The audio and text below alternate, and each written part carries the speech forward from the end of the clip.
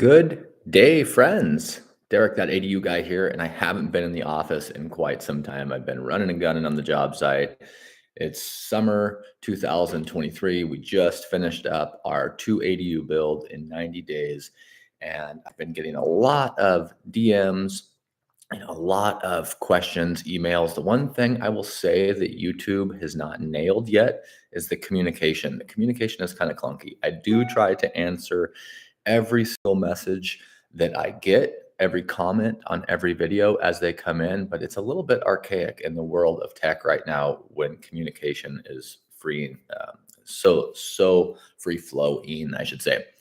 So for that fact, I wanted to hop on. Originally, I was trying to do a live every week or two. I haven't done one in a couple of months, but I wanted to hop on real quick and answer any questions that anybody might have based on the video series that we just put out. We just did a 15-part series, beginning to end, every step of the build process, all 200 steps that you would need to build an ADU or at least understand what you're paying your contractor for. So I wanted to just take this time to serve my followers, to say thank you, to answer any direct questions you might have. I see Ryan, he's one of my firefighter brothers from up north. He's just dropped in the comments here. Thank you from Florida. If you have any questions that I can answer to help you, that's what this time's for. I'll try to take questions as long as they come in. If questions aren't piling up, I'll just go over really quickly a few key points of this build we just finished, how we build so quickly, 90 days or less, how we stay on track, how we're managing our subcontractors to overlap so we don't have days, what I call 0 days, where there's nobody on the job site working. Payment and prices I'll cover real quickly because prices are up right now. And that was something that surprised me.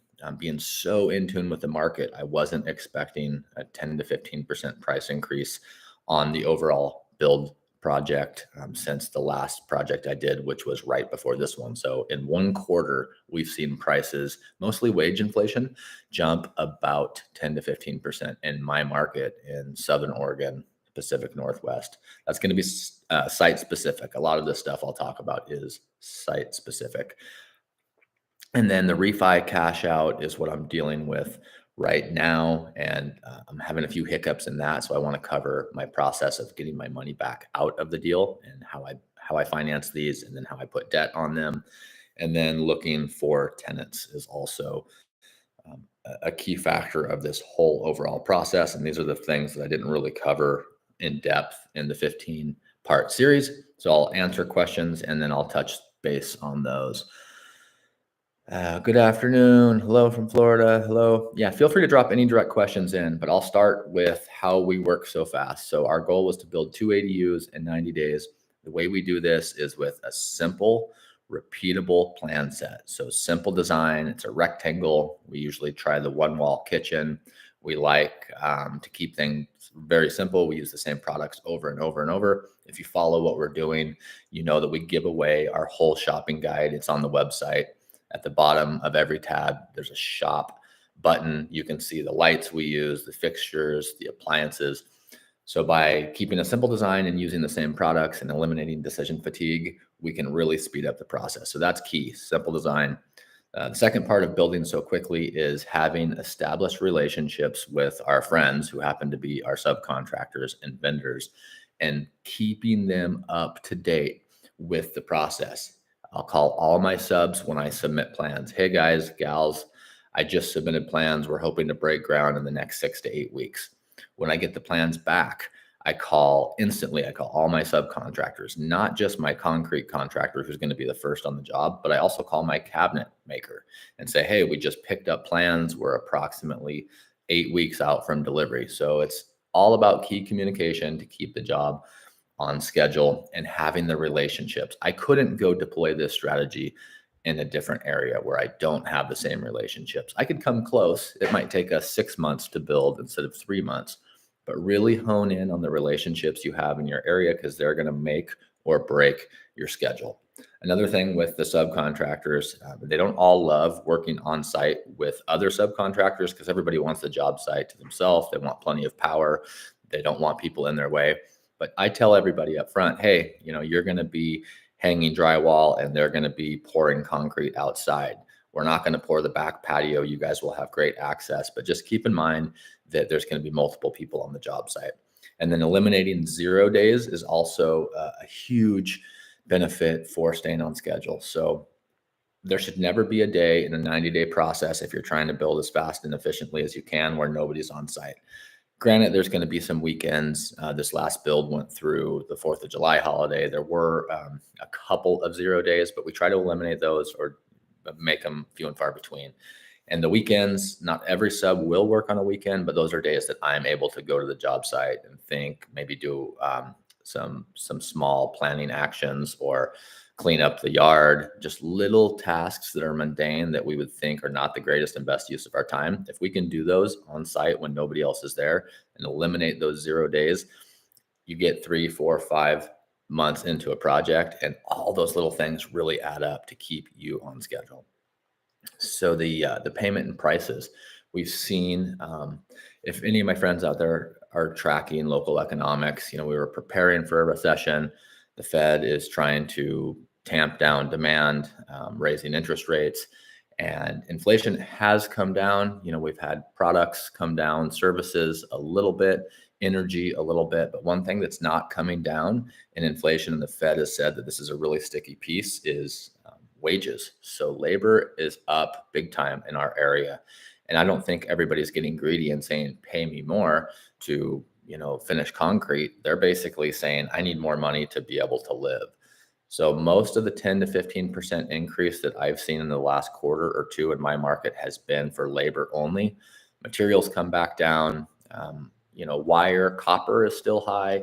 ABS, plumbing parts are still a little bit high. But most of the overall increases in prices I've seen in my market has been wages. And if we're going to lose any margin on our deal, that's the spot I would like to lose the margin on, to see my friends and my neighbors, my subcontractors make a little bit more money. So we just have to build that into our price. And then the cash out refi right now. So people ask me all the time, Derek, how do you finance these? How do you build them? There's a lot of different ways. I can kind of nail down my strategy real quick. I've been doing this long enough that I have this, what I would call an equity or a profit snowball. If you're saving up for your first one, it might take longer. You might need to find some financing. You might need to do a cash out refi or borrow against your 401k, or get maybe a family member that has some money just parked somewhere to partner with you. I'm building these with cash. And then after the build, we're going in for a cash out refinance to put long-term fixed rate debt on these projects. And depending on your plan, if you're putting investment grade debt, say a DSCR loan, which is a debt service coverage ratio loan on this unit, it's going to be a little bit easier. You're going to have less seasoning requirements. For a lot of people, this could be their first project, and I would encourage you to try to make this an owner occupant loan. Freddie and Fannie, qualified mortgage lenders, federal backed mortgages, just recently changed their guidelines. I believe it was in March of this year, that required a 12-month seasoning period. It used to be a 6-month seasoning period. So if you're planning to build this with equity or hard money or cash, and then cash out refi into a long-term fixed rate 30-year product, you are going to come up against that seasoning period if you didn't use a construction loan. So that could be a couple-hour class in its own, but that's just something I'm dealing with. And then the last piece here is tenant placement. So we've been in what I would call a housing crisis for years. There's a lot of people that are still looking for more affordable housing. Unfortunately, without a subsidy, there is no affordable housing, at least in our area. We can make it more affordable, or we can make more units, which are in turn going to increase the supply and hopefully put downward pressure. And that's what we're seeing in our market. So it's taking a little bit longer to lease these. We have to offer some concessions. There's a lot of new construction in my area currently due to a fire we had in 2020 that burnt down close to 2,000 structures. So all that stock is coming online right now as well. So we went ahead and just offered a small discount on the first months. We did a half month's discount on the first month's rent for a 12-month lease up. So that's one thing we're seeing to get tenants in and give them a little bit of a break. So the market is shifting. It's a little bit more expensive to build, takes a little bit longer to rent, and we have to help the tenants out. But that is the overall point of the ADU, is to put more supply into the market and put more downward pressure on rent so we can make housing more affordable. Okay, I'm not going to build housing to lose money, but if the margin's lower a little bit, I know in the long run, we're still all going to win. So it's good to see the tenant get a break. So I'm going to go to the question board here.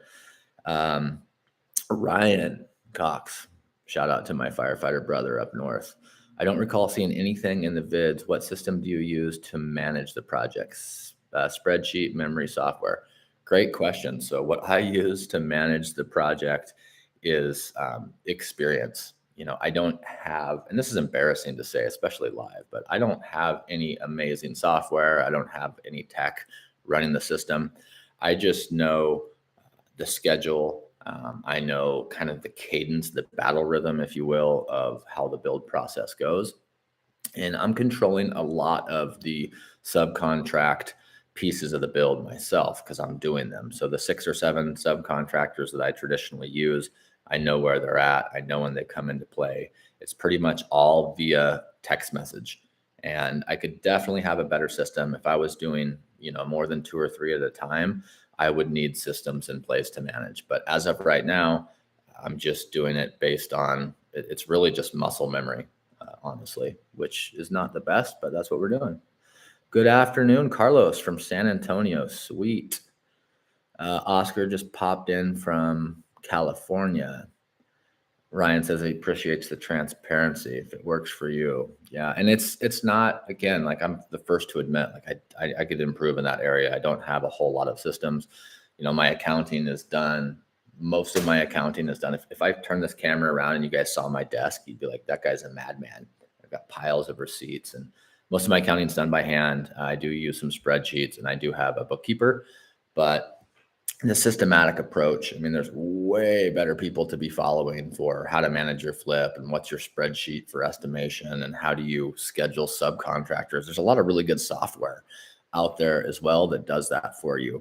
I'm a visionary. I'm a dreamer. I'm not the systems or operations person. So that's kind of if anybody out there is listening and they want to learn the ADU strategy and they love systems, maybe look me up if you're looking for some part-time work. Good morning from Seattle, SJ Ding. Cool. Any direct questions, feel free to drop them. There's no stupid questions. I share a lot of the stuff that we're doing that's working. I was going through my phone this morning, and all the stuff that I shoot is all off of just like a 5-year-old Samsung cellular phone. All the videos, every video in the 15-part series except the end. The last video of my friend Chris, Whetstone Creative Agency. He's a local photographer, cinematographer, videographer. He shot the last one, but everything else is shot on my phone. So I have all this film on my phone, not film, but I guess video on my phone that I was trying to get off lately because my memory is full, and I'm finding all these blooper clips. And like I said, I share most everything that we're doing that's working on these video series. And there's all these other goofy videos that I haven't shared. And before I delete them, I think I'm going to start sharing them. I shared one today on Instagram of when we were doing the breakout for the curb cut for the driveway approach for the back unit. I got this 60-pound Hilti jackhammer that I rented from the local rental yard. And I've probably got 40 hours on a jackhammer. I know better than to just drive it straight into 8-inch concrete. But that's exactly what I did. I got it stuck. It's like a 45-second video, but it took me like an hour to get this thing out. It was buried so deep in the concrete that I couldn't pull the bit off to take the motor out to put another bit on to chisel out and retrieve the mistake. So I'm making mistakes all the time. I am going to be sharing some blooper reels on my shorts and on Instagram. So just watch out for those. SJ said, just joined. I work in tech and have zero experience in real estate. I was thinking of starting through house hacking, single family plus ADU. Do you know any locals I could work with in finding my first home? Yes, I do. You're in the Washington area. I've got a couple of amazing ADU contacts in Washington, and nobody pays me to say this. I have 0 paid sponsorships, but I know that Thatch up in Seattle has his Springboard to Wealth program. I'm actually going to go up to his conference. I bought a ticket. I just bought a ticket and said, hey, I'm coming. next month in September. But Thatch is probably the most hands-on successful investor that I know that participates in the ADU infill strategy. Washington has a really good code where you can do the ADU, you can either condo or even, I believe, fee simple lot partition. So you can force a ton of value and then make it its own tax lot where you could sell it. So if you build an ADU up there for 300 and you're able to split that backyard off into its own lot, just because of the price of housing, that may now be worth 750,000, obviously forcing a ton of equity really quick. So I would look into what Thatch is doing. There's a guy up there, Ali, who I met at a conference. Another good reason here to go to conferences, real estate investing or building or whatever conference you're into. This was a real estate investing conference, Limitless Financial Freedom Expo. I went to the conference this year, but last year I met a guy named Ali. He goes by the Dadu guy. And for my Washington friends, they call the detached ADU a Dadu, but he's up there in the Seattle area. So SJ, I would look up Thatch on social. I would look up the Dadu guy. So yeah, there's definitely stuff up there. Thank you for the good question. He also said, and the second question, I think in your video series, you said you paid around $110 a square foot for the ADU. Is that price realistic for building ADUs in the Washington area? No, it's not, unless you're insane. I always try to preface my videos with my prices and my speed are not normal. And I'm not tooting my own horn. I'm just saying that I did this for the first time in 1996, and it's all that I've ever done. I don't build anything else. I don't invest in strip malls. I don't buy self-storage. I just do infill housing, lots splits, small development, and small new construction. So we've developed a system over 30 years of mistakes, really, and relationships I have in this area. And I do a lot of the work myself, maybe 60% of the overall actual physical hand work, like standing walls and pounding nails and finishing wood floors and installing cabinets and cutting granite and putting light fixtures in. I do that myself. So is it possible? I shouldn't say no, but unless you are a builder that likes to work harder, not smarter, or you get a lot of joy from it, it's going to be really, really, really hard to make that price. I do have some friends in my market that are professional general contractors. They don't do any of the work, but they manage the whole thing, and they're able to build around $160 a square foot. But if you just called up some local contractor in your area that you had no relationship with, and you said, hey, build me this 600 square foot ADU right here in my backyard. We'll just pretend that water, sewer, power, gas is all really close and easy, and the lot is flat. The pricing might start at $300 or $400 or $500 a square foot. So there's a huge difference in price. But to keep the price as low as possible, start with a simple design, self-manage the project, and do as much of the work as you possibly can yourself. So just because you're in tech, SJ, and you don't know how to build does not mean you can't run a schedule and manage the project and save 30 to 40% right off the top. Good afternoon from Charlotte, NC. Yo, Ronald, thanks for hopping on here. Let's see. SJ says, thank you so much. How do I spell it? Thatch, Thach, I believe. Just Thatch Nguyen. IG. He's got 1 million followers. You'll find him. He's a great dude as well. Not only is he a good investor, he's a good person. I've got a chance to get to know him a little bit, and I like him and respect him. Thank you, he said, for addressing my question. You're welcome. Friendly Bill, why did you decide to specialize in ADUs? That's a great question. Hey, just real quick, guys, can somebody chime in the comments and tell me if my sound is decent? My computer hard drive is spooling up and it's kind of loud on my end. Just give me a yes, sound is good, or no, dude, your sound sucks, and I'll see if I can adjust. But I decided to specialize in accessory dwelling units just by chance. I was sound is great. Thank you, SJ. So I was in high school. I was a sophomore. I was a freshman in high school. It was 1995. And we had a woodshop teacher that started a construction technology class, and he handpicked a group of kids in the woodshop class. And we thought we were handpicked because we were special. If you know my story, just spare me. I'm going to tell it real quick again. So anyways, he realized there was a group of kids that probably weren't going to go to college that were going to need to learn a trade. I was one of those kids. We started a construction class. We went to the local community college to take night classes on how to get your contractor's license.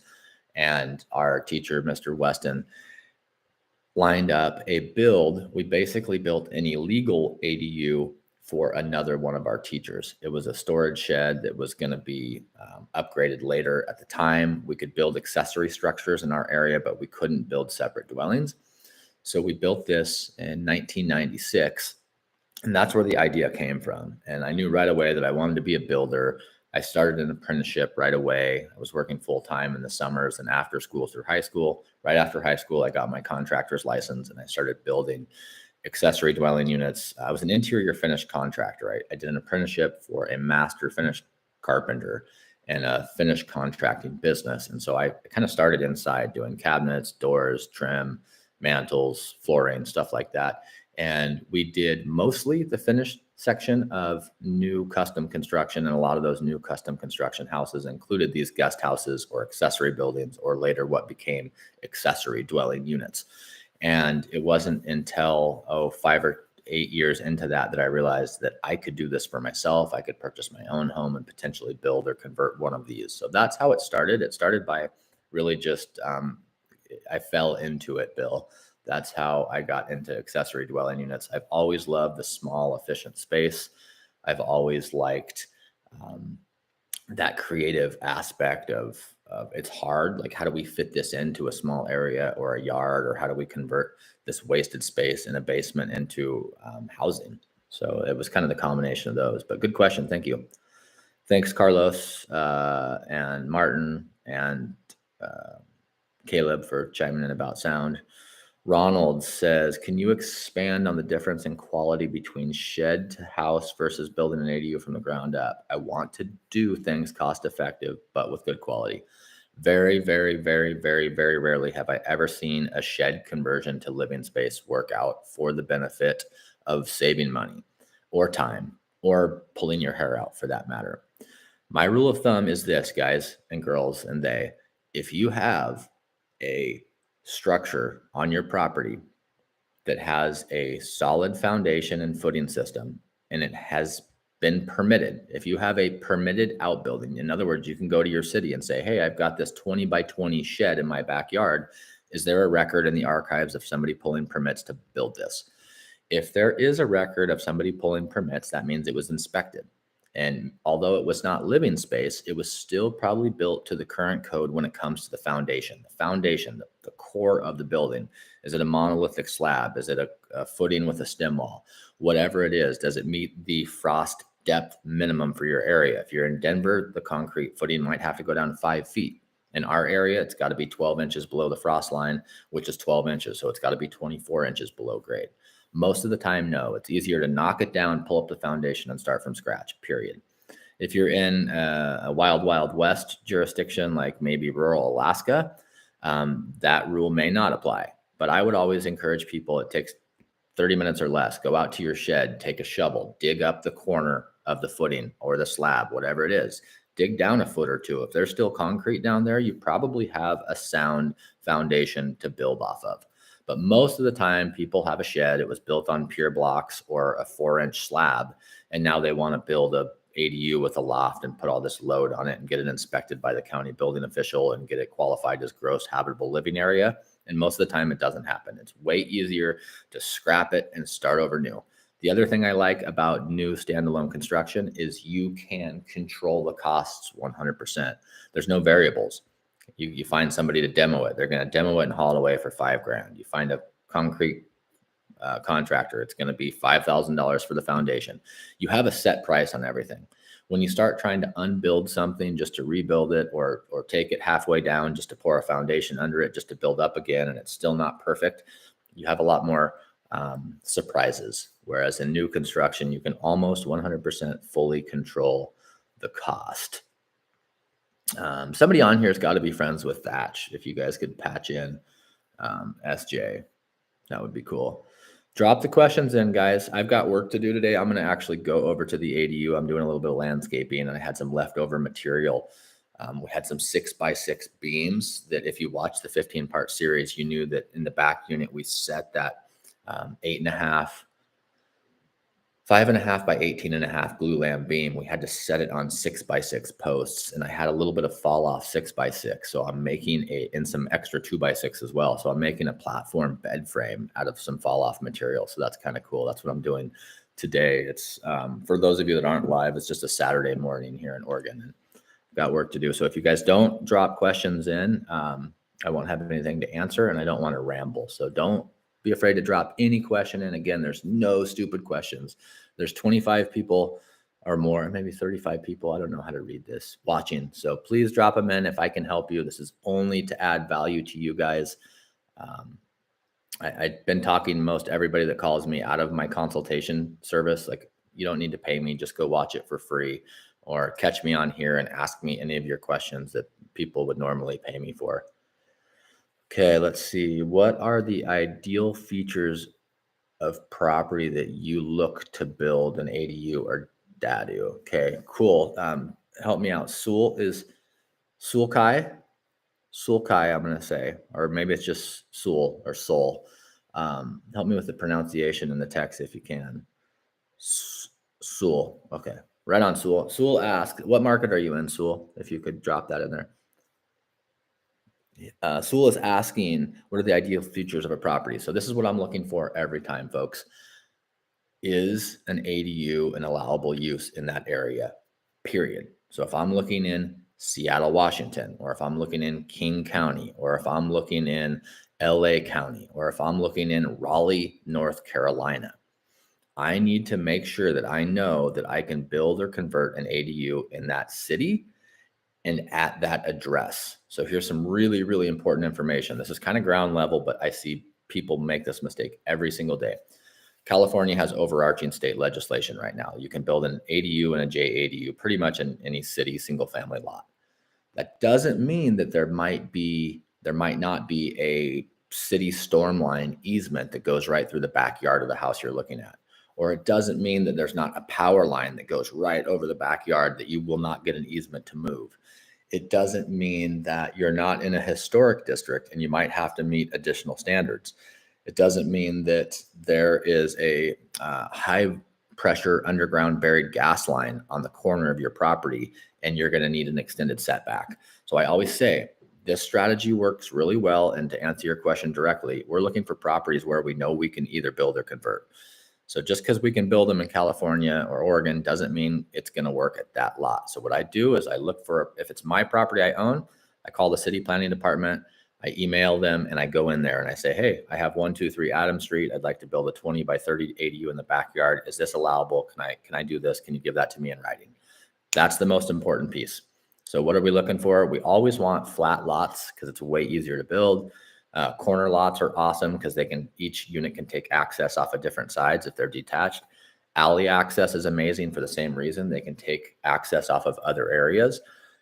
You can also a lot of times get a reduced rear setback. Instead of having a 10-foot required rear setback, you may be able to build right up to the public right of way of the alley. So you can get more buildable area. So I like areas that are flat, corner lots, or alley access. I also like 1970s or newer houses because I know they're going to have good infrastructure. They probably have a plastic sewer line. They probably have an upgraded breaker style electrical panel that we're going to tie into. And they probably also have copper water lines. Things I'm staying away from are 1970s and older, where we have concrete or clay or orange brick sewer lines. There's probably galvanized water lines. A lot of times, you say you have my ADU plans and you're going to go build this ADU yourself for $150 a square foot. That doesn't include all the upgrades you're going to make to the house. So I see people all the time. They're like, I bought this house on a flat lot with alley access, and I'm going to build an ADU in the backyard. They said I could do it. I'm going to build it for $140. I'm starting next week. And then they call me and they say, hey, I didn't realize that since it's a 1940s house, I'm going to have to upgrade the sewer line. I'm going to have to upgrade the power meter. I'm going to have to upgrade the water lines. I'm going to have to upgrade the water meter. So I'm looking for houses that have good infrastructure, and I can pay more for those. We're not looking for deals. Very rarely do I buy a deal. I buy a house or property at market rate or over that has good infrastructure and is ready, basically a blank canvas to just plop down one of my units, or one of our units, I should say, because we're all sharing them. If that Answered your question. That's really what I'm looking for. Can I build it there? Is it flat? Is there good access? Is there good infrastructure? Can I afford it? Does it make sense? And I guess the only other thing I would add is, are there good rents in the area? Because it's going to be expensive. I say often that ADUs are the same price to build in Aspen as they are in, think of the worst city in your state. I don't like to pick on cities, but if you think of like, what's the armpit of your state and you go to that market, is it going to be worth building an ADU there? Is the return going to make it worth the investment? Let's see here. I want to make sure I'm not missing anybody. Ideal features. That was the ideal features. So let me just back up real quick. So ideal features, if it's an attached ADU, I'm looking for houses with, an obsolescent floor plan. Like maybe there's a master bedroom over on one weird side of the house that already has a bathroom. That's going to be really easy to put in a kitchenette and block off the wall. Maybe looking for a place that has a unfinished basement. The biggest piece when you're doing attached ADU conversions, what I call a conversion ADU, or my friend Cole would call a carve out, you're looking for the bathroom. So everybody calls me and say, Derek, I bought this house with this cool detached garage. There's a difference between a detached garage that was built on a slab in 1940 and a detached garage that was built in the 80s and has a washing and drying machine and a bathroom in it. The bathroom is the big expenditure because you need to put a 3 or 4 inch pipe on grade to the sewer line. So if I'm looking for an interior conversion or even a detached accessory structure that we're going to convert to a dwelling, always look for the bathroom. If it has a bathroom in it, it's probably a go. All right. On what state? Here we go. Basilo? Is Basilo? Basilio? Basilio? On what state are you invested? I have a few single family homes in Florida, but no low cash flow due to increase in taxes and insurance. Yeah, man, I've seen some insurance bills from some of my Florida clients, and it's like, good Lord. I am in Southern Oregon, so I invest in Southern Oregon. I do consultations all over the country, but all of my building that I have done has been in Oregon and California, and pretty much exclusively Oregon. So if you have a few places in Florida, but little to no cash flow due to the high expenses of ownership there, this might be a strategy to help offset that. I do know that there are a couple of cities in Florida that I'm working with right now that are very ADU friendly, but they're also very policy heavy. So it's really hard. There's a lot of issues too with flood zone, floodplain, being in that part of the world due to natural disasters. And, the actuary tables say every 15 years, your house is going to blow away or flood. I know those prices are really, really high. So I can't give you great advice there, but I would say always go to local meetups, get on Facebook groups, meet local investors, find somebody who's doing the ADU strategy in your city and add value to them and ask them to teach you what they've learned. That's what I would do. Bellevue, Souls in Bellevue. Cool. Yeah, Bellevue's just outside of the Seattle market. Let's see. We live... would love, I'm assuming it's meant to say, would love to build my first ADU on my next acquisition in Florida, but not sure where to start and who can help me over here in Florida. There's a lot of people making content out there on YouTube, not just me, but I know that I have a lot of information on where to start with planning and zoning. I have a really good, I guess it was a podcast I did with Bigger Pockets, one of the first ones I did, where I talked about getting started. There's playlists on my YouTube channel where all that stuff is free. Planning and zoning, how to become an expert in your planning and zoning code. Can I do an ADU here? What are the setbacks? Where do I start? How do I find a contractor? How much should it cost? Where do I get a good design? What are the actual 200 physical steps of building it so I can do it or know what I'm paying for? I have that all for free on my site. Look at the how to build an ADU series I have. Ryan says, Washington just passed similar legislation to Oregon. Have you entertained a duplex ADU if allowed? Yeah, that's a good question, because now as we start to take the limits off of infill housing, we're calling them different things. I think eventually ADU, right now it stands for accessory dwelling unit, which really means it has to be secondary. This is the primary house.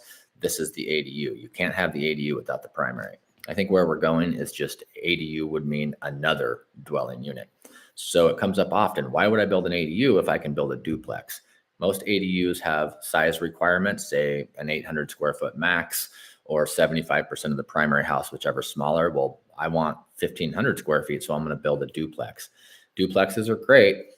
There's some negatives to them as well. Most of the time, you're in the thick part of the building and planning and zoning code, which says you need to put in sidewalks and street trees and sprinklers, and you need 2 off-street parking spots. Whereas an ADU, most of that stuff is already baked into the code where you can just piggyback off the utilities. You don't need an off-street parking spot, let alone 2 of them. Other things with duplexes is if you're going to sell them, they may need to be a higher down payment product to the next buyer if they don't have an FHA loan. Duplexes are also going to be taxed a little more. And the big one that I don't like about a duplex is a duplex in most cases when condo law is not enacted is the duplex is going to need its own utility services. An ADU can tap in. So if there's a sewer line for the main house, the ADU can just tap into it right here for a very low fee and a very low permit. If you have a duplex, it's going to need its own service. So you're going to have to dig down 8 feet out in the middle of the busy street and attach to the sewer line, the 10 or 12 or 16-inch main in the street. That could cost $10,000 to $40,000. Tying into the 3-inch pipe that's 2 feet deep in your front yard is going to be a few $100s. So if you're going duplex strategy, you're going to need your own water meter in most cases, your own sewer tap in most cases, because most states don't allow common sewer, which means you can't put multiple sewer lines into one T into the main, and for good reason. You know, if you split off the ADU and you sell it, and you guys are both on the same sewer, it's called party sewer or common sewer, and the neighbor flushes a GI Joe down the toilet and sewer backs up into your basement. That shouldn't happen because you didn't cause that. So everybody should have their own line, but all those individual services cost a lot of money. And the other piece is people want the duplex because there's not the size limitation. And we're talking, say it's $100 or $200 a square foot. You know, 1,000 square foot building is going to be twice as much as a 500 square foot. So depending on your goals, if your goal is to drive yield and make more money, bigger is not better in very, very, very, very few cases. The only time I tell people to build as big as you can is when you have the most expensive dirt in the world, like coastal stuff in San Diego, maybe some areas in Seattle, maybe very small cases you have the case to build as big as you can. But most of the time you don't need to build bigger. So the duplex model is out. But if your goal is to add mass value and sell them, like what Thatch is doing, duplexing might be the best option. So, excuse me. So just, it depends on your goals. I don't want to get lost here. I'll answer every question. I'll stay as long as I can. So I'll get to your question. I promise you. Oscar, let's see. I want to make sure I didn't miss anything. If I missed something, say, dude, you missed my question. Here it is again. The differences, can you expand on the difference in quality between okay, I did that one. On-site investing, did that one. Florida, okay, ADU. Yeah, there you go, Ryan. That's the ADU versus duplex. And this is for Laura. Derek, thanks so much for sharing your knowledge. My pleasure. I want to build an ADU in a lot with a duplex on it already. I followed your advice and contacted the city. They said I can build an 800 square foot soft ADU. Continued, I want to build a 900 square foot ADU. How to figure out the cost to make sure it is cost effective. It is a detached ADU in Central Florida. How to figure out the costs.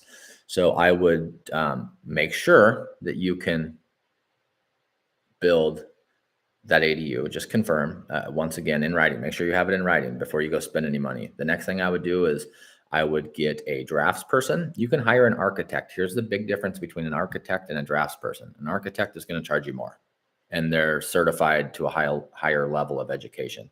I am less, and this is no disrespect to all my educated friends out here, I am way less interested in your or their education as I am in your or their experience.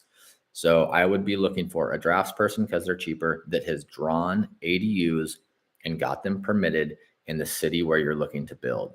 I have architects and engineers on my website that I give away, just friends of mine that I know in the industry that I know, like, and trust. But they're mostly in Oregon and California.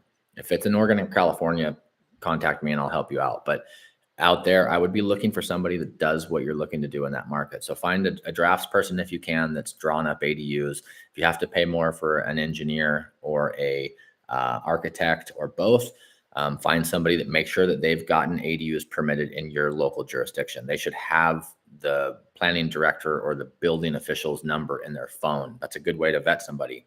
Hey, have you done any ADUs in so-and-so Central Florida? Yes, I've done 5. Okay. Can you tell me who the planning director is and the building official? And do you contact them? And if they're like, I would look for somebody else. If they're like, oh yeah, it's Mrs. Smith and I talk to her once a month, when there's something small that comes up on my plans, they call me and we fix it right there. That's who you hire. But you need to hire somebody to get the actual blueprints. Once you have the blueprints, here's a set of them here. Once you have your plans in hand of like, this is what the building's going to look like, this is the floor plan, this is the finishes, you can shop that around. You can start giving it to contractors to get a price. That's the best way to get a price in your area, is to give it to people that are going to be building it. Same rules apply, folks, for the builder as they do with the draftsperson or architect. Have they done an accessory dwelling unit in your jurisdiction? Do they know what the inspectors are looking for? Do they know what the inspectors are going to call them on? Do not pay somebody to do a project in your area that hasn't done a similar project in your area, period, ever, end of story, unless it's you doing it yourself. That's just my advice.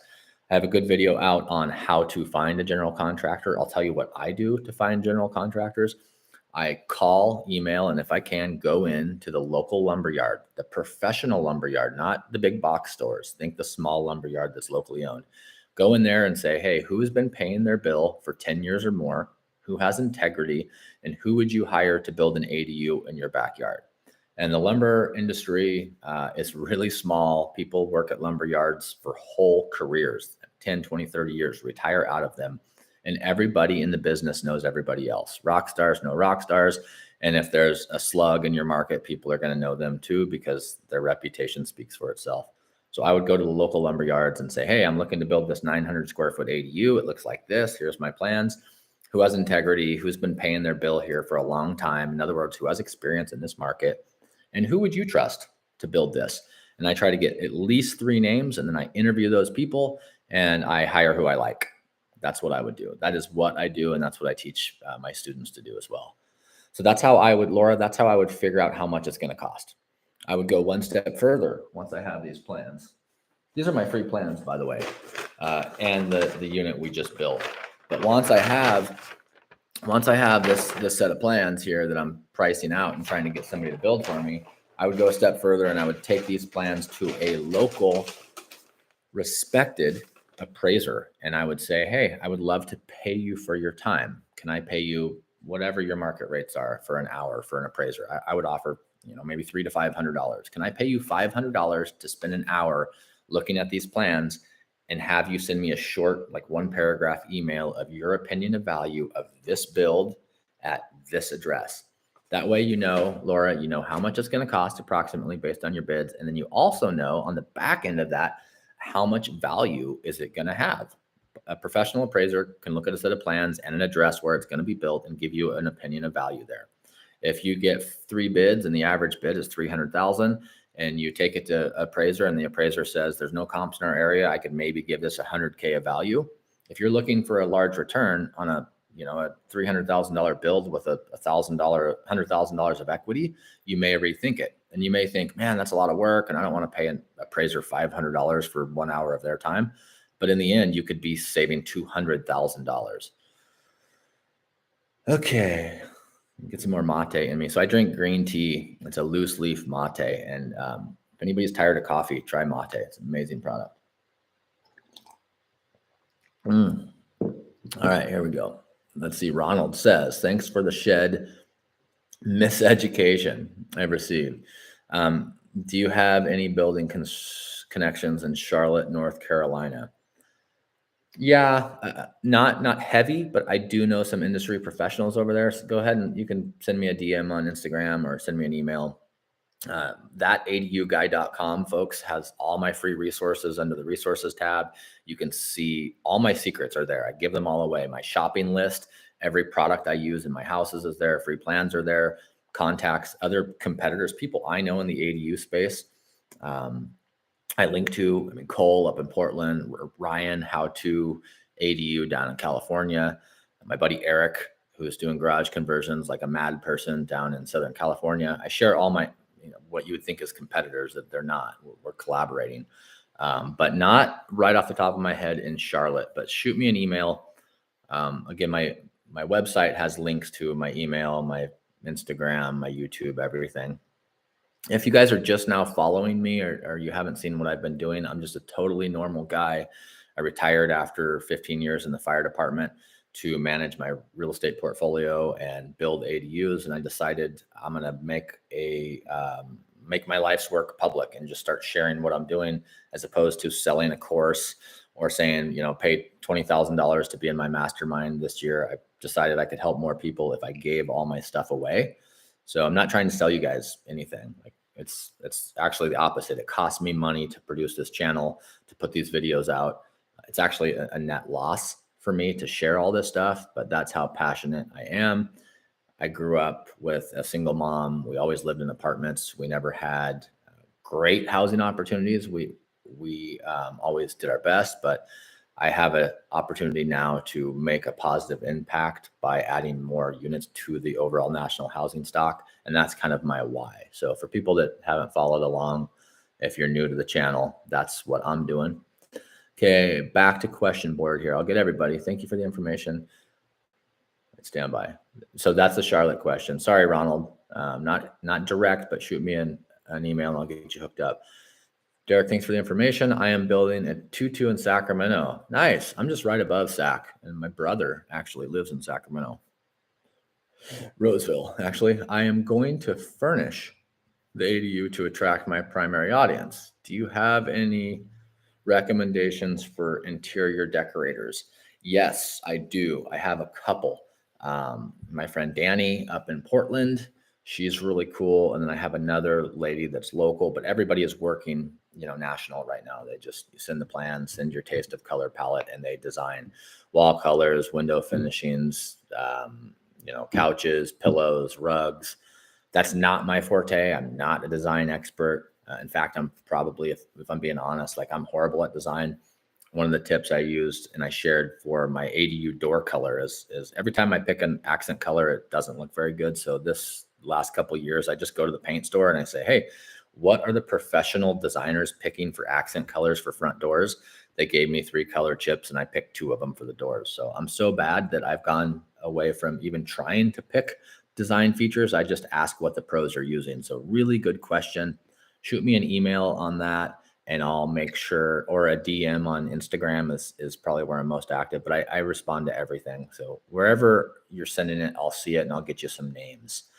But my first answer is no, I don't know any interior decorators off the top of my head in Sac, but I have a good network in Sacramento.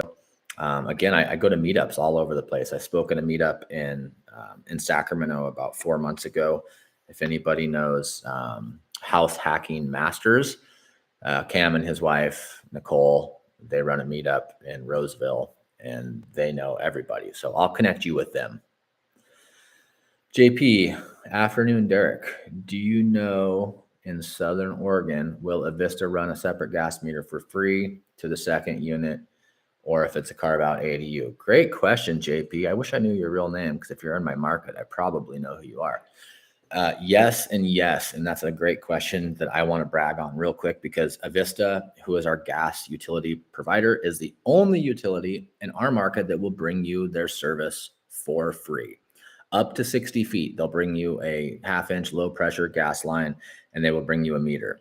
The meter itself, like say you want to do a basement conversion and you want that downstairs unit to be fully legal, it's going to be an attached permitted ADU and you want it to have its own meter so you don't have to split the utilities between the 2 houses.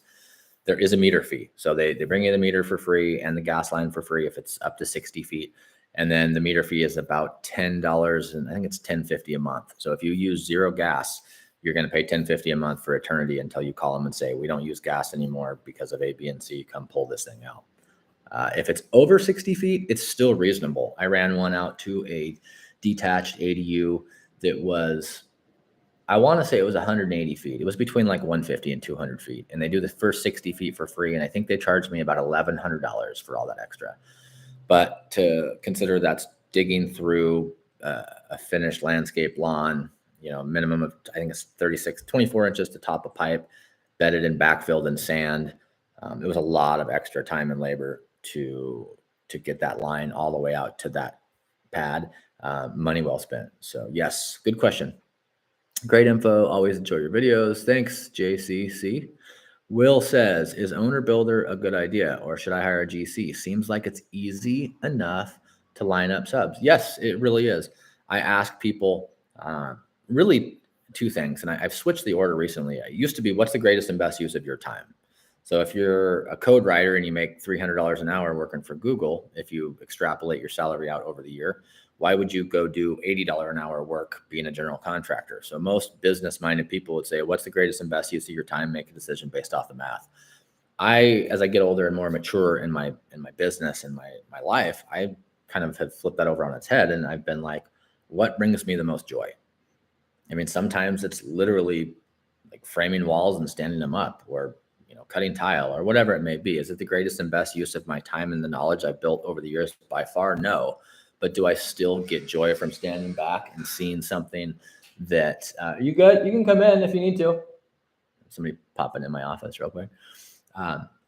If it brings me joy, I do it. So to answer your question, generically, I think owner builder is a good idea if you're going to enjoy it, regardless of, is it the greatest and best use of your time? Will you like doing it?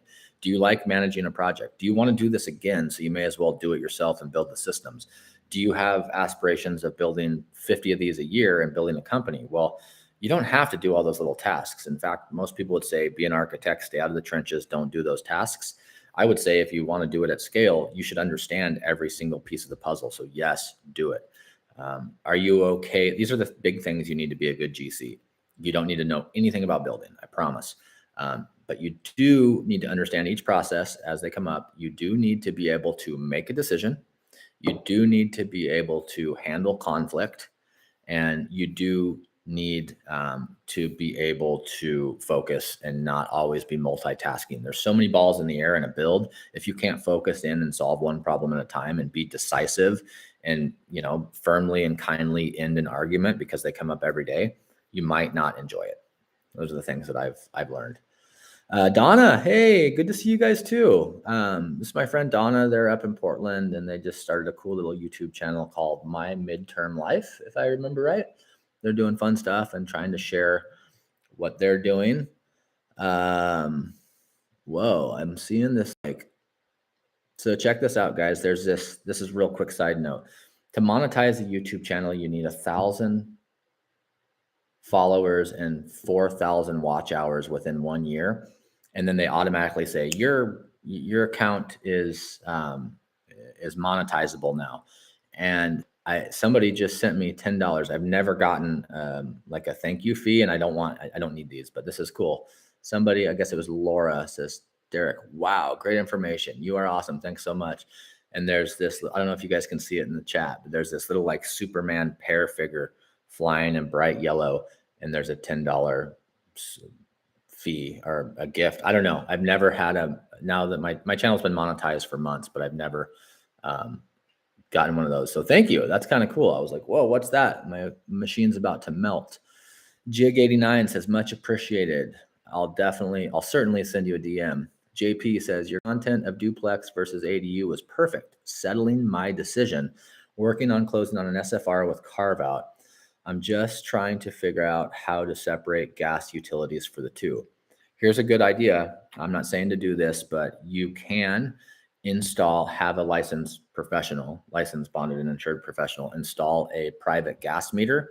They make those now that are Bluetooth. So if you have a 1-inch black iron pipe gas line coming out, you can have a plumber throw a T on there. Each side of the T, you would run into a meter, and it's basically just a wheel that spins as gas runs through it, and it will either analog read it or smart meter digitally send you the BTUs or not kilowatt hours or BTUs. I forget the measurement of gas. Somebody will drop it in there. There's somebody on here that'll know, but the unit measurement of gas per month, and then you can bill it back at the rate you're charged for those. I think it's BTUs to the third power. Anyways, and then if you follow the Utility and Exchange Commission rules on how to bill back. As long as you're not billing back any more than you're being charged, you can actually bill back your client to split those. I would still always try to get a meter if I could, but there are options. Oh, okay. I see you, JP. Now I know what's going on. I got it. Joel is a local friend of mine who lives in the market next door and has been following along and asking great questions for over a year now. So thank you for that. Matt, what's up, Matt? Matt comments on a lot of my videos. I recognize a lot of you guys, so thanks for tuning in here.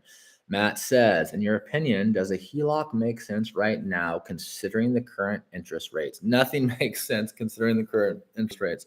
I'm looking at, like I said in my intro, if you guys missed it, I covered like 5 things: how to build fast, scheduling subs, why payments and prices are up, refi cash out, and placing tenants. And the refi cash out right now are hard because seasoning period just got doubled and rates are super high. I think a HELOC makes sense if it's a short-term plan. Most HELOCs, a home equity line of credit, if you don't know, usually has a 10-year drawdown period. You can set them up most of the time in one of 2 ways. One HELOC is an interest-only payment, almost always on an ARM, an adjustable rate mortgage, an AR. And the other would be a 1% balance. But both of them are usually used for short-term money. So would I consider a HELOC right now to build an ADU? Yes. If it was like, I'm going to build an ADU in the next 6 months from this interest-only HELOC. I've got a HELOC right now that I'm building with, and it's 8.5%. But that doesn't matter because the cool thing about a HELOC is you only pay it off as you spend it. So if you're going to build an ADU, I'll give you examples of this last one. The first 30 days, I only spent $15,000. So the second month of my build, I have an interest only payment of like $200. The second month of the build, I spend $100,000, but it doesn't hit my HELOC due back payment for the third month. So I'm paying 8.5% interest now on, let's just say it's like $115,000. That may only be $700 or $800. So the HELOC interest only doesn't bother me because I don't have to take it all at once. And by the time the project's done at 90 days, I don't even see the full payment until the 5th month. And then I'm waiting right there at the finish line on the 6th month, or right away if it's construction financing, to pull long-term debt, either a DSCR loan, or if you're an owner builder and you're going to move into it, you're going to want a Freddie or Fannie qualified conforming mortgage. You're going to get the lowest rate and the lowest pricing to get that done. You're going to pull that money out, say that you build this ADU for 200 and it appraises for 260. You're going to pull an 80-20 loan and pay that HELOC off. Boom, all day, every day. That works. I would do that. I currently do that. I will do that as long as it works. What I do see people fudge up on is they over design and overbuild their ADU.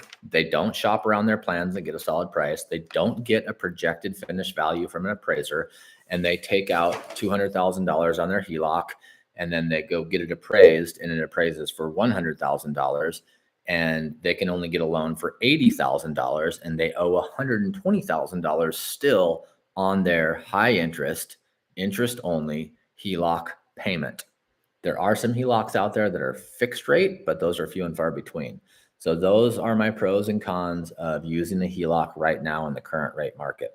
I was doing the same strategy last year and the year before. We'll go back 2 years ago when my HELOC had the floor rate of $399. In other words, it couldn't go any lower than 3.99, and it stayed there for 2 or 3 years. And I was using that to do the same exact process that I'm using it to do now, same exact HELOC at 8.5%, 8.49. But if I can do this in 3 or 4 months and refi it, I'm building say we're building a $300,000 of equity position building, and it cost me $5,000 of holding costs of interest only payments. That's nothing. Before, I was able to do it for $2,500. I could create a $300,000 asset with dark to dark of my time and more gray hairs, but really I was able to create a $300,000 asset for $2,500. Now, same example, I'm able to create a $300,000 asset for $5,000 of holding costs. Does it matter? No, but I have a plan and I have experience and I know what's going to work. And if you have all three of those, Matt, do it all day long. If you're less experienced and you have less money, I would honestly look at a second mortgage. A couple years ago, I would say do a cash out refi. And this is a real quick rundown. Bear with me, folks. You have a $500,000 house. You've owned it for a couple years. You weren't asleep. You got a 3% mortgage on it. You refied when everybody else did post-COVID. Once in a lifetime opportunity to lock in low rates. So you're at 500 grand. The house is worth 600 now. You want to build a $200,000 ADU. A couple of years ago, I would say refi that house at $700,000, scoop the 200K equity out, build the ADU, have it reappraised.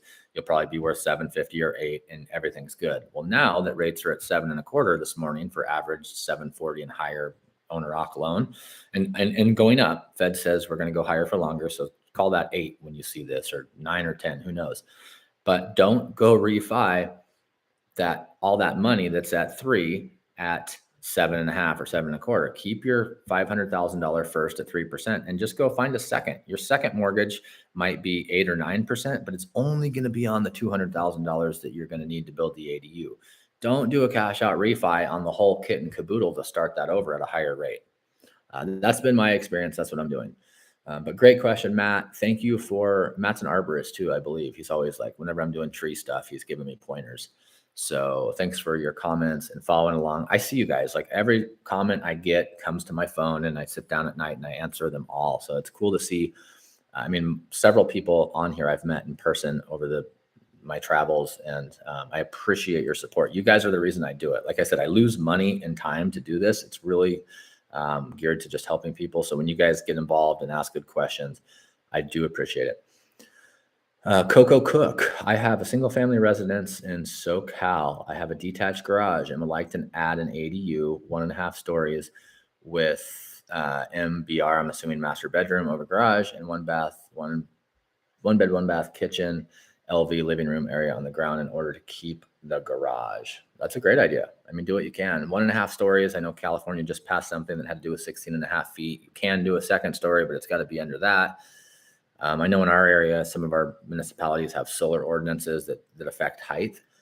But the 1.5 story master bedroom over garage, and then the bathroom, bed, kitchen, living area on ground in order to keep the garage. Yeah, that sounds like a great idea. Garage conversions or partial garage conversions are great. If you're in SoCal, I've got some contacts down there that I could send you to get prices from. Don't hire who I tell you to hire. Don't hire my friends.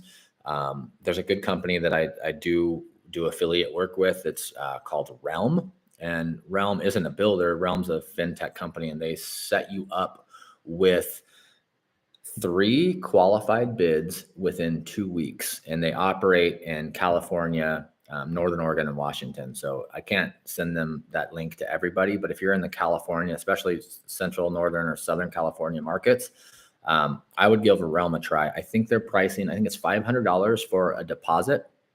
And that $500 gets you like white glove service to zone your property real quick, hear what you want to do. And then they get you 3 qualified bids within 2 weeks. If you use one of the qualified bids from contractors in their network, they give you your $500 back. So if anybody wants that, and I think with my link, you get $100 off. So I think it's $400 for that $500 service. And the only reason I agreed to say, yeah, I'll share your guys' link is because they give that guarantee. If you use one of their folks, you get your deposit back. And I couldn't get, if somebody in my market, like Jill came to me and said, Derek, can you get me 3 prices for this ADU? I couldn't get 3 bids in 2 weeks in my own market from my own friends. So I was like, yeah, that's a great product. I'll share that with people. And I get a small kickback on it. Definitely nothing to write home about, but that's an option down there. Eric Escobar. He's a friend of mine. If you don't follow Eric Escobar on Instagram, he does pretty much specifically garage conversions in Southern California, Downey area. Carlos says, have you considered installing solar to run some of the electricity on direct current power? Yes, Carlos, great question. I have. So Oregon is following almost lockstep with California we're basically going to mandate solar on every new construction soon, like California's already done. Unfortunately, in our market, the solar, I don't want to sound like like too capitalist here, but the solar hasn't really paid for itself yet. I mean, when the subsidies go away and you lose the tax credits and you lose the free install, like it's just still cheaper over the long-term life of the product to put solar on. I believe in solar. When I wire all my ADUs, if you followed my build series, you'll notice that I pay double to run gas and electric to all my major appliances, the dryer, the water heaters, and the stoves and the furnaces, to be set up for all electric. Because I think that's where we're going. I think in 10 years, everybody's going to be on pretty much all solar, and if they're in a climate zone that supports it. But here, it's just not, the kilowatt hour price return is not efficient enough yet to do solar. We had a new code update in our state where we had to put wire onto the roof with a jack, and it has to be wired into our panel, so it's solar ready. I know I'm not an expert on this, but I think California has to put solar on all new builds, including ADUs, unless it's a HUD stamped manufactured home where you don't have to follow that due to federal law that trumps state legislation.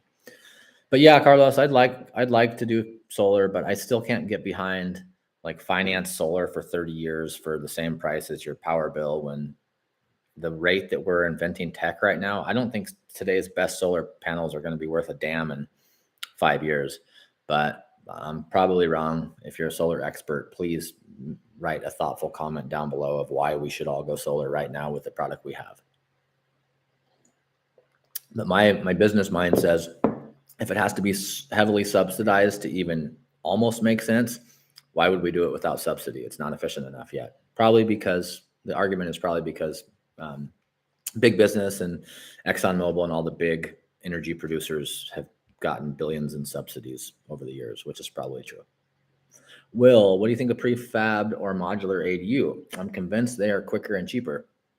Depends on your market, Will. I would say, and not to be argumentative, and thank you for the comment, but I've always kind of had to disagree with that, with my skill set in my area, with my goals.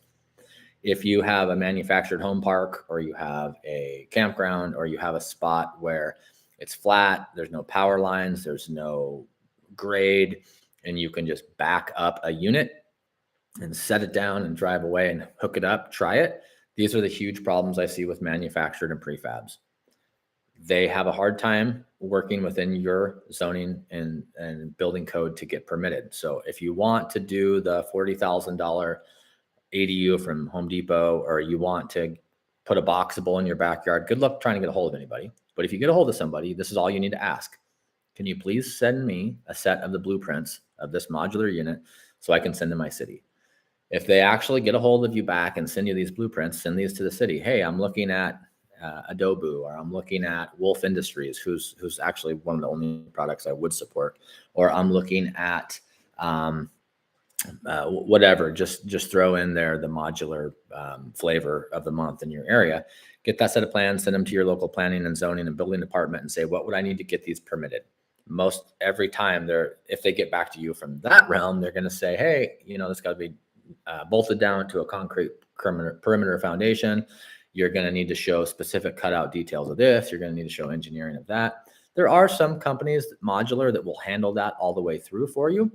But next, after I got their plans and sent them to my city and saw what my city planning, zoning, and building would say, after that, I would still have to go do the front end. Some companies will also do all this, but the front end is the zoning work. Can I meet the setbacks? Where's the water, sewer, power, gas lines going to go? You're still going to need to put a foundation down. Unless you have RV park or campground zoning, it's still going to need to be bolted down to a concrete perimeter foundation. So that's the blunt of the work. And you're still going to have to pay impact fees. In California, if it's less than $750 or $850, you don't. Most areas, you have to pay some sort of fee, pay to play, development fee or impact fee to build. You have to pay those whether it's built on or off site. And then the next thing I would suggest that you do, and again, great question, Will, I'm not trying to beat this down. Go to that company's website. Read real reviews from real people. The very best modular companies in the world, a lot of them are in the Northwest right now, and I read all their reviews, and most of them are subpar. They're like, it took 16 weeks to get here. It got here. It took 8 weeks before anybody even showed up. It's been here for 3 months, and we still don't have the keys, and it looks done. What am I supposed to do? Read the reviews from real people. I've never seen one that has amazing reviews. Wolf Industries up in Battleground, Washington is one of the exceptions. I think they have 70 Google reviews and they're close to 5-star. The caveat I'll throw in here, guys and gals, and they, whatever here, we have the manufactured home period. So everybody left tech. I read a couple articles last year of people leaving Uber to go to these manufactured dwelling startup companies, and everybody's trying to reinvent the wheel, in my opinion. We have, I mean, Warren Buffett owns Clayton Homes. We have manufactured homes. We already have this model, guys, and they've been doing it for, 50 years. And what they have that very few of these modular companies do have is the HUD stamp, the federal overarching regulation that says the cities can't tell you no. It's already done at the federal level. So if you're really considering a modular unit or an offsite built or a kit or whatever it may be, anything that's not stick built on site, look at a manufactured home. Try to find one that has more than a 412 roof so it doesn't look like a manufactured home. But in my case, I still have yet to find anybody that can build a cheaper, more affordable, more aesthetically pleasing ADU in faster time than having a simple design, building on site with relationships that you have. The one benefit to the offsite builds is it's going to decrease the noise and the traffic in your neighborhood a little bit, which is nice. But people say, I just want it to show up and be done. Well, they forget that somebody's going to be in your backyard with an excavator for a month, digging the foundation and pouring concrete. And, they still have to put in the sewer line, the water line, the power line, all the hard work. The actual frame of the building and the roof, honestly, is, if you watch my series, it's like 1 week of the process. So if it took us 15 weeks, you're only saving 1 week by building the shell and the roof. So I don't always see that as being a huge benefit.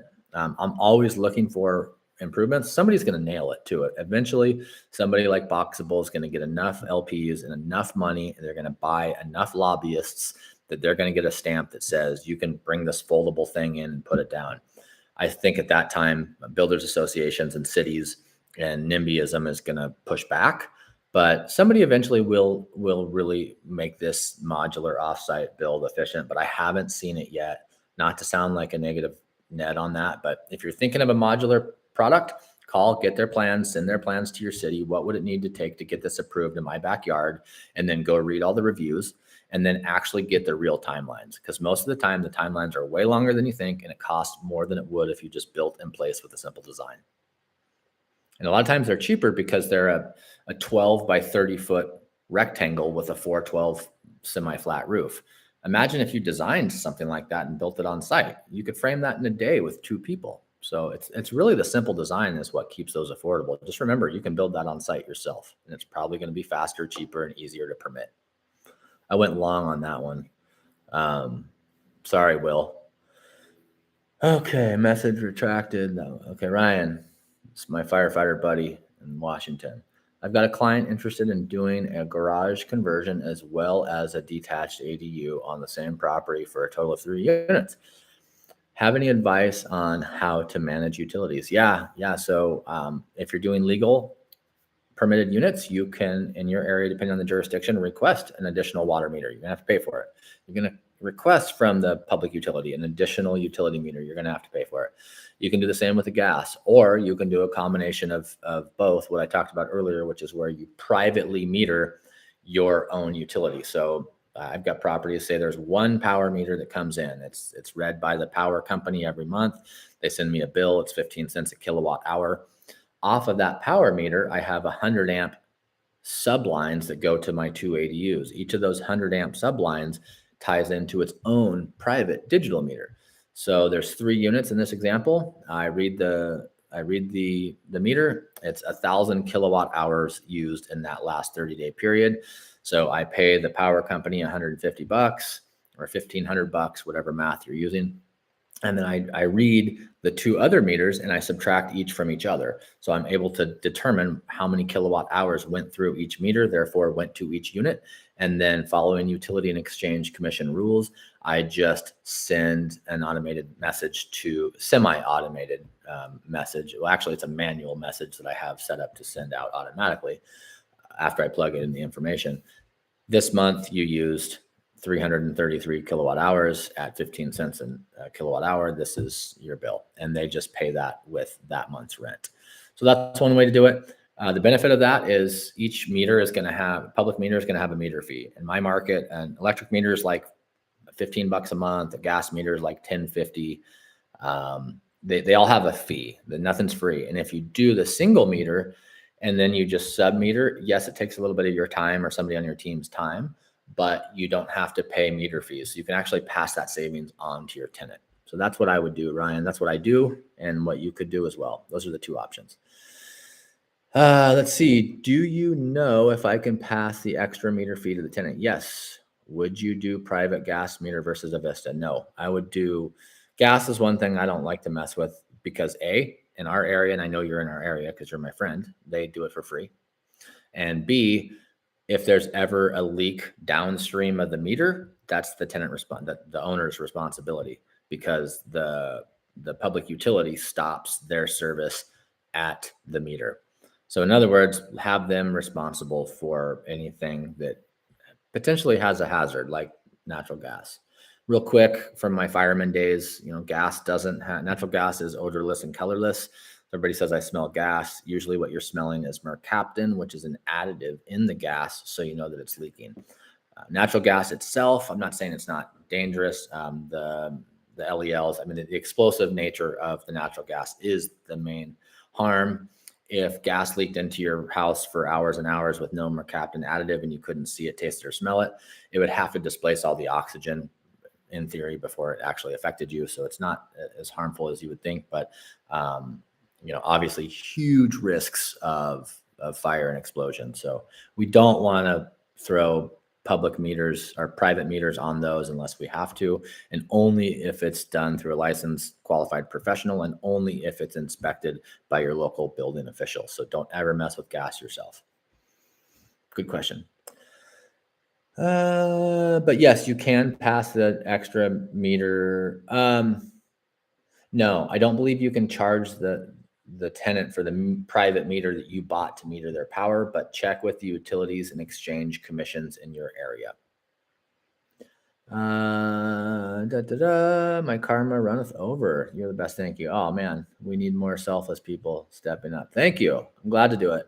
I'm not perfect, but I like to share this stuff anyways. Coco Cook's got something else in there that I can't read. It says it's restricted. I'm assuming I answered it. If I didn't answer it, drop it in there. See, we've got 32 people on here and only 18 thumbs up. So I'm not hitting home runs with 14 people here. Hopefully I'm not scaring people away with my opinions. Sal, what is the best way to finance an ADU if you can buy the house using homeowners financing? Okay, let me think real quick. What is the best way to finance an ADU if you can buy the house using homeowner financing? I've been building ADUs since 1996, and I still tell people to buy an ADU before you build one. I am looking to buy ADUs instead of building them. One, you eliminate time and stress. Two, you show up at the closing table. If I'm reading this right, and you're trying to buy a homeowner house, you're trying to buy your owner occupied mortgage here. You show up to the closing table and you buy two houses with 30-year fixed rate financing. Even if it's at 7.25% today, it's done. It makes money from day one. You can start renting it instantly. You can live in it and rent the bigger house and maybe only pay half your mortgage. Another thing I like about it is that the income off of the ADU can count towards 75% of the gross rents can count towards your qualifying debt to income. So it brings up your debt to income ratio to qualify. So the best way to finance an ADU when you're buying a house is to tell your realtor, hey, I'm looking for a house with a legal ADU. If you're only qualified for, say, $300,000, but the house has an ADU, you're probably qualified for $450,000 because the income of that ADU will up your DTI to qualify for the purchase. So I'm always looking for houses with ADUs. If anybody has a house with an ADU in my area and you want to sell it, I'm always interested to look and give you my opinion of value. But that's what I would say to that. Coco, thank you so much for your advice and references. You're welcome, Coco. Glad to help.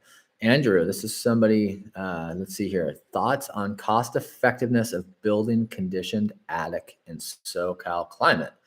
Worth money. Yeah, I mean, insulation is fairly affordable depending on what you're going to do. I mean, in our area, the minimum lid insulation value is 38. So you need R38 in the lid. If I was in SoCal and I had like an unvented roof with black shingles and it was really hot and I was concerned about that, it's such a small process. I mean, let's just say you have a 500 square foot attic for this argument. You could probably insulate that with high density fiberglass bats really well and vent it for a few $1,000s. You might be able to do spray foam solid insulation where you wouldn't need any venting. So that would save you half the price, even though the spray foam is twice as much. So it might cost you $5,000. But if that 500 square foot attic can be accessed conveniently by a tenant or a roommate, and it brings in $1,000 a month to a workforce housing person in your community, like all day long, yeah, that's a slam dunk. I would say yes.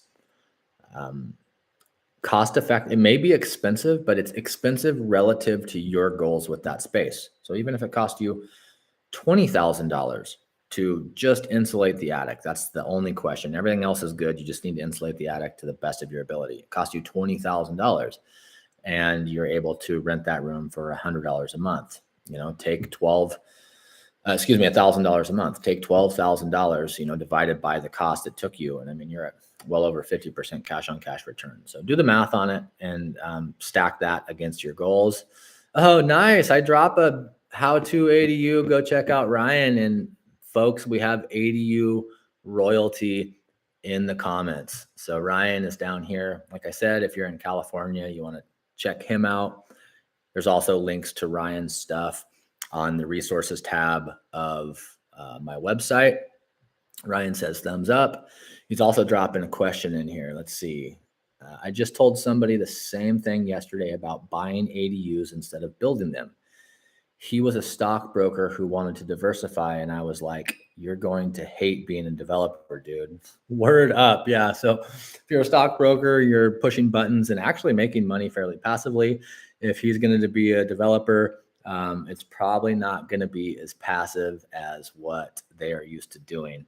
Again, I'll say it one more time. Ryan, how to ADU. He's a friend of mine. I've spent time with him. I know, like, and trust him. He's one of the good guys in the space. So if you haven't checked out his channel, How to ADU, that's on YouTube, Instagram, Facebook, and he offers a ton of free services, as well as probably one of the only coaching programs in this space that I would support and tell people to check out. He says he's always learning from me too. Collaboration over competition. So I planned to do 15 minutes when I jumped on here this morning. We're at an hour 22:40. We've got, looks like there's 36 people and 25 thumbs up. So I'll take that as like a 750 batting average for today. If you're not watching this live and you watch this later on down the road, if it's evergreen or ever brown, whatever your flavor is, feel free to drop a comment in here. I do check all these. I do respond to everything myself. I'm available. Follow me here if you'd like to. I try to give it all away for free. You can follow me on Instagram, where I share what I'm doing every day. I'm going to stay open for another couple minutes. Again, there's no stupid questions. Like, the only reason I'm decent at this is because I've made every mistake that I know I could possibly make. And I've asked a ton of stupid questions. So don't be afraid to drop it in here. Like, you're going to help us all learn and get better. So KC says, just got a house in San Diego. And San Diego, that's one of my favorite markets, by the way. You noticed earlier I said I never say build to the max size unless it's in line with your goals and your family, or you live in some of the most expensive dirt in the world, like maybe Coastal View in San Diego, like in this one. Looking to convert my garage into a sunroom, garage and sunroom into a unit. Should I go down to the city and apply for the permit first? Order of operations, I would say no. I would say the first thing I would do is call, email, and if you can, go into the local planning and zoning office and say, I'd like to build an ADU out of a conversion of this space at this address. Is this available? Again, there's overarching legislation in California that says, yes, you can build two. but we're always trying to check for unforeseen circumstances. Is there an easement that goes through your garage and it should have never been built and it wasn't permitted in the first place? Is it in a historic district? Is there siting and design? Is there litigation right now that might tie up your project? So always ask. And then I would get at least a tentative design, and then I would go down and ask. So if you go down to the city and you're like, hey, I want to convert my garage and my sunroom into an ADU, I'd like to apply. They're like, well, we're sorry, you're going to need to do this checklist. You're going to need to do a plot plan. You're going to need to submit some kind of architectural drawings. So there's a process. If I was in California and I was curious about that, I'd probably hit up Ryan. I mean, honestly, I would. Soft sale there. Just check it out. He gives away all that stuff for free too. There's tons of YouTube videos on it. But great question. I would say if you're in San Diego, do whatever you have to do to get your garage sunroom turned into a unit, because it will probably pay for a large percentage of your lifestyle, depending on how you live. Is slab on grade more expensive? Wonderful question, Abram. And I'm just going to throw out a quick spoiler here. My next development that I'm working on is going to be almost all, I hope all age in place design friendly. And part of my age in place design is I'm seriously considering switching from my predominant build model of crawl space to a slab on grade. Slab on grade is not more cost effective in most cases. You'd think, well, I don't have any of the floor members, the BCIs or the floor joists. I don't have any insulation in the floor, at least in fiberglass bats. I don't have the floor decking, which is really expensive. The 1/8" plywood I use is $68 a sheet. But what you do have is you have a lot more work. You have compaction. You have to basically compact the ground, and then you have to dig it back up and trench it to lay the plumbing. And then you have to recompact it. And then you have to put rigid foam down. And then you have to use a higher density, higher quality concrete. It's a lot harder to finish. You're probably going to want to put additives so it doesn't crack. You always run the risk that it's going to crack anyways. It's harder to finish. They're not going to use big tool cuts. They're probably going to use saw kerf lines, depending on what finished floor you're going to choose. They're not more affordable. I've run them out side by side several times, and I have done some slab on grade, and I've found that they're about the same. The slab on grade is just a little bit more work. It's higher risk because you can take all this time to do a nice polished concrete floor and then it cracks to heck. It's more unstable in our area where we have soil expansion issues and a rising water table. There's areas like in Texas where they'll see a video and they'll be like, why would you ever do a crawl space? Everything here is slab on grade. So in your area, that may be different. But to capture the age in place principles, a slab on grade works better. So I'm looking at trying to perfect that model for my next development. And I'm going to share all that stuff. We're in the planning phases now. I don't plan to break ground for a few months, but that's coming. So stand by. And I will do a cost breakdown on why this slab on grade is better or worse or more or less. But great question. Let's see. Andrew says, both Ryan and Derek are ADU kings. Thank you. So much knowledge shared. Give it away. Slab on grade markets. I've got that one, JP. Renovation loan with owner occupied. Is that a statement or a question? I'm not sure. Renovation loan with owner occ. If you can get a rental loan or a 203K loan, or you can get, there's some products out there. Renify has one. Supposedly I have an affiliate link for them, but I'm not quite sure. If anybody has any questions, check out Renify.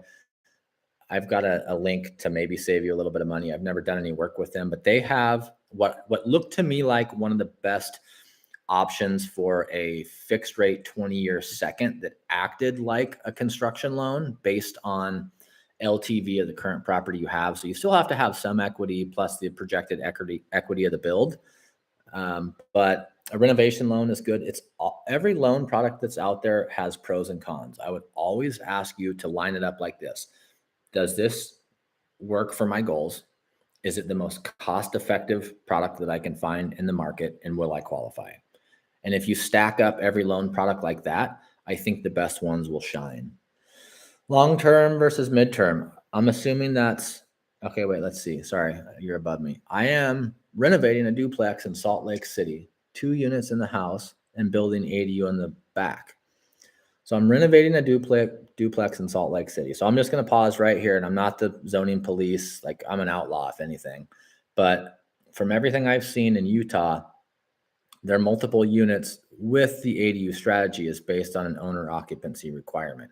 So I always say before you spend any money and house hack a house into 2 or 3 units, if you're going below the radar, that's fine. Like no judgment here. But if you're trying to make a business out of this, make sure that you're following all the zoning codes. Because I know that Salt Lake City and the state of Utah itself has some pretty stickler laws with occupancy and whatnot. Side note, past here. So I'm renovating a duplex, 2 units in the house, so that's the duplex, and building an ADU in the back. Maybe you're in a multifamily zone and you're building the 3rd unit. Short-term versus midterm thoughts with ski tourism. So Tetons, Alta, you've got Alta, Snowbird, Solid. I mean, some of the best skiing that I can think of instantly, the lightest powder in the world, the best skiing in the world, some of it is in your town. I would think ski tourism is huge, but I don't know your market specifically. I would say that Salt Lake City is an amazing market. You guys have excellent economy, have pretty much eliminated homelessness in that city, which is cool. I actually did some studying on how that was done, but I always like long-term, period. And my quick soapbox explanation of that is the accessory dwelling unit strategy was supported, legislated, and passed to provide more workforce housing, more needed housing, more to combat the housing crisis. And that doesn't work lockstep with why this product is available if we just rent it for top dollar to tourists coming in from out of town. At the same time, I believe in capitalism with compassion. And if the only way to make this pencil is to rent it short term, you may want to do that. I have done short term business. I've had a short-term rental business. I've had units in short-term rentals. In our area, we can't rent our ADUs short-term, nor can we live in the ADU and rent the house short-term. But I would also say with my portfolio consisting of almost of all long-term rentals and have done both, that long-term rentals are, I think they're way easier. They're way more effective for the investor and for the community. And in the end, in like a 60-month cycle, not like the 2-year COVID boom, but in like a 5-year cycle, they make more money. People are, there's a lot less use on your house. You don't have to furnish them. You don't have to pay insurance. I've seen on short-term rentals, I've had people come in and they turn the AC to Antarctica. The windows are open. They slam the doors, they break stuff. It's more of a commercial use, not that people are trying to destroy your property, but it's more of a commercial use. And, it's the legislation for these needed infill housing units was meant for the workforce to live in. With all that said, it's a great model. Some of my good friends do really well at it.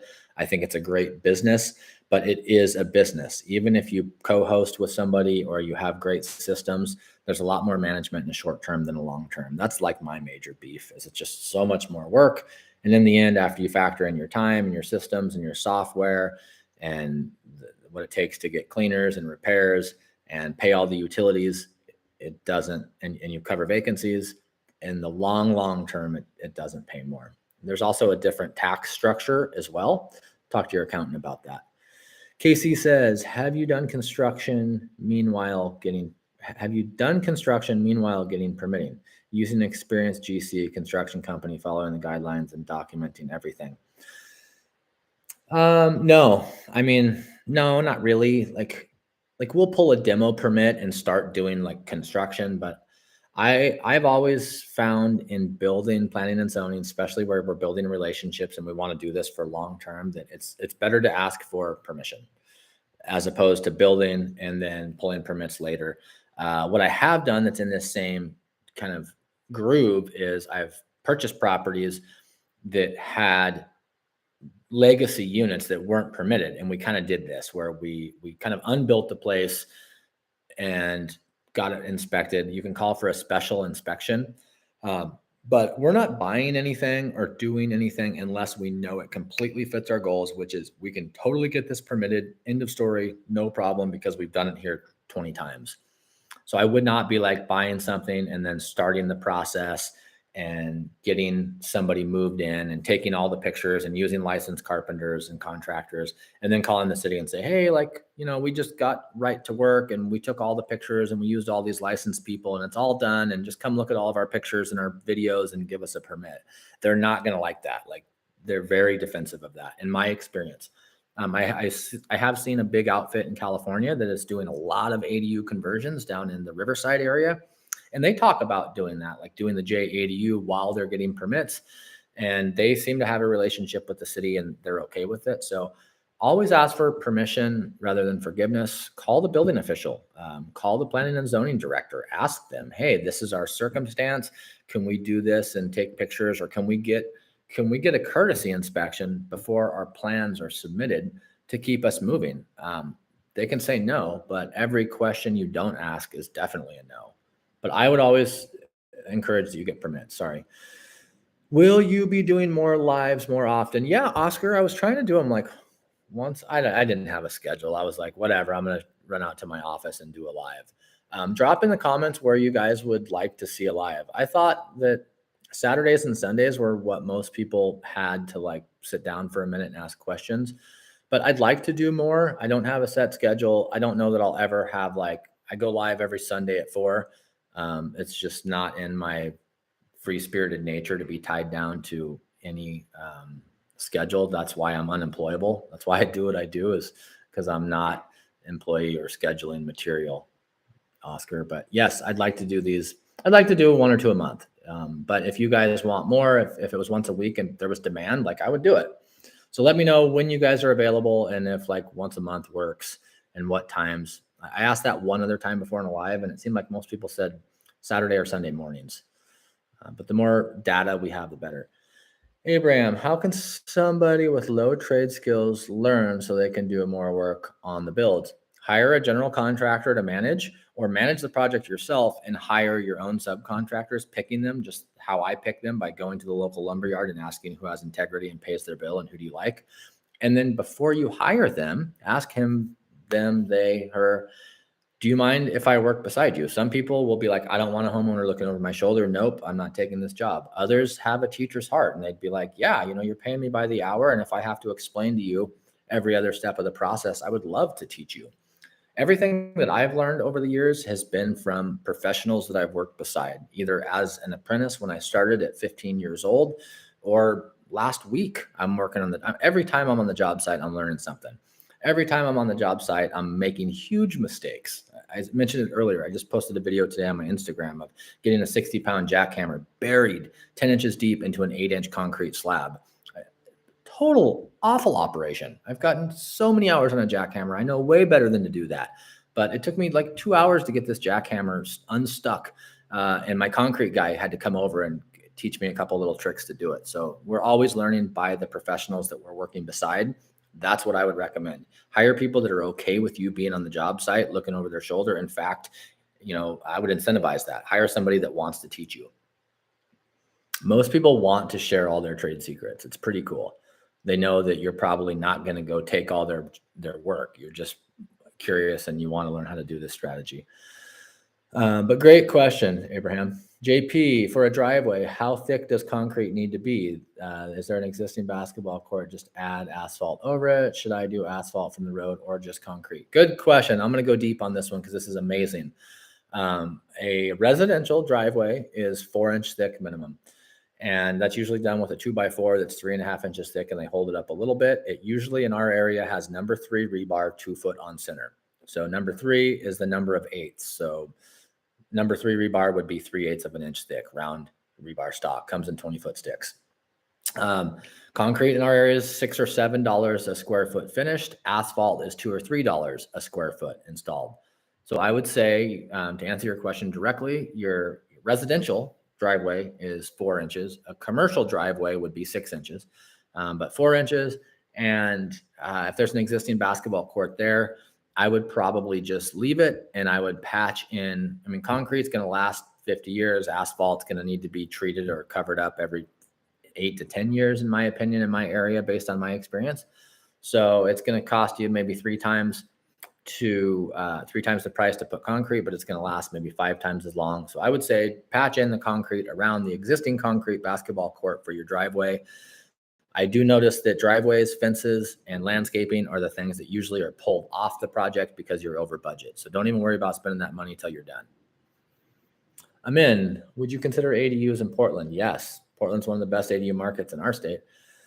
There are some negatives with the lawlessness and bias towards residents and not owners, and I am not sure if it's going to get better or worse. So we live in a very tenant-friendly state. The landlord-tenant laws heavily favor the tenants, but that's a good thing. I mean, the tenant is the customer, and if we have a good product and we give them good service and we treat them right and we follow the state laws, we're not worried about that. Like it's never a concern of mine. I see big-time investor friends of mine like leaving in droves from the state of Oregon to go to more landlord friendly states like Arizona, Texas, Florida, Tennessee, the Carolinas, where legislation is in process right now to do rent control and to upgrade tenant rights. Tenants should have great rights. I mean, they really are the backbone of this business model. Like we need to take care of them, give them a good product, treat them right, follow the rules.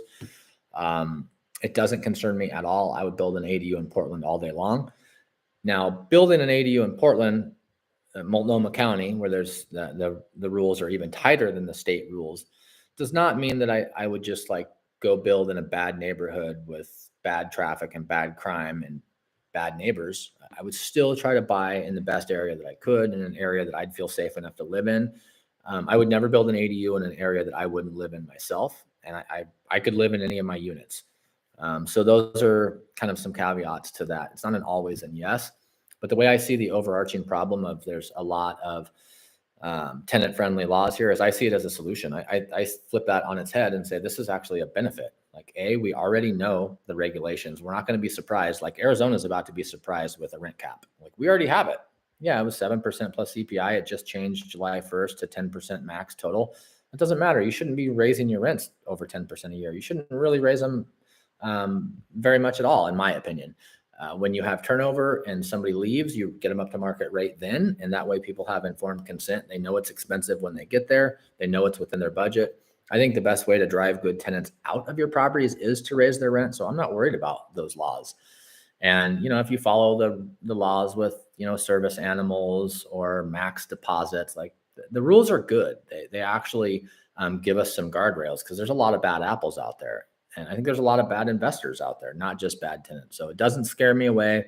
Make sure you build and buy in a good area, educate yourself to local and state laws, follow the rules, give your tenant a better product at a better price. And this business is easy. Got a thank you from somebody anonymous. You're welcome. Sal says, weekends work. Do you have an email list for notifications? Good question. I don't have an email list. I don't blast anybody with anything. Like I said, I don't have any products or courses or keep your emails. You can always email me at .aduguy@gmail. You can DM me at Instagram. You can comment on any of my YouTube videos. I get back to everybody. Weekends work good for me too. I mean, every day is a Saturday or a Monday for an entrepreneur, however you look at it. No days are really better for me, but weekends seem to be better for others, so I can do that. Thank you for all your knowledge, Derek. Your videos changed my family's life. Oh, that's awesome, Casey. That warms me up. That's the best comment I've read in a while. That's awesome. I mean, this strategy has changed my life. The friends that I've met in this community have changed my life. I live a life way beyond my wildest dreams because of the community that I was brought into. So welcome, and I'm glad to have maybe a little fraction of a part of that. Amin says, thank you. I wish I could give you 10 thumbs up. Really appreciate your content. Oh, just that comment itself is cool. If I've ever worked with you one-on-one direct and you care to, you can always go to my Google business page, that ADU guy, and leave me a review. Those always help. That's kind of like the currency I've been working in. It's just thank yous. And the Google system is nice because the more reviews I get on Google, I think the easier it is for people to find me and see my free content. So you could always feel free to leave just a quick review on Google. I mean, and I'm not saying go leave me a 5-star review. If you're like, Derek's got way too strong of opinion on X and he's 3 stars, then I can read that and I can get direct feedback and I can improve. So I'm always just looking for feedback, folks. So thank you.